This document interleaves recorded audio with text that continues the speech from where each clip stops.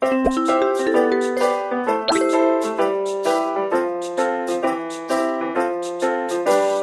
stop, but then we're going to make sure that we can actually pivot out of it.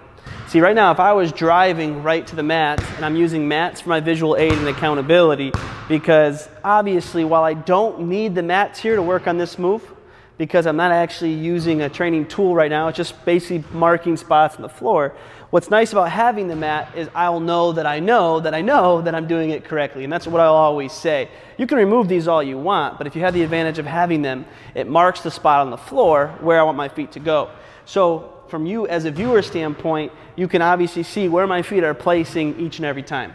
So if I'm able to get to the circle, for instance, and I do a fade stop, which is my outside foot going away from the basket, now I want to be able to do a step around. So I'm picturing, obviously, somebody encroached my space. They're leaning towards where the ball is or towards the read of my fade. Now I got to be able to do a step around all the way to that mat. Now right now I'm going to aim for the circle. So if I was using both circles, for instance, I'm able to go from this circle with my inside foot to this circle with my outside foot. Now I'm in that extended position where I'm jumping off 2 feet. If I did not have the mats here, a lot of times what players will do is they'll step around too short. If the defender was on their hip, they haven't really encroached or gotten past their space. And so we want to cross the threshold of where our defender would be, which now I know for sure, for certain, that I have. And so that's a fade stop into your actual step around. If you have the ability to use the mats, awesome advantage.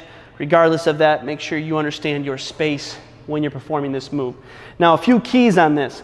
I want to be able to plant my feet aggressively going in this direction, and then my foot can go away from the basket. When I actually do my step around, I want to keep the ball where it would be protected. Don't bring it inside of your body, but do not that this is a travel, but do not jump off of 1 foot here. Really focus on jumping off 2 feet, because you have to assume if you're doing this move, you've dealt with a little bit of contact. More than likely you got someone here that's throwing off your balance, and so you want to be able to learn how to jump off 2 feet, fire through both legs to actually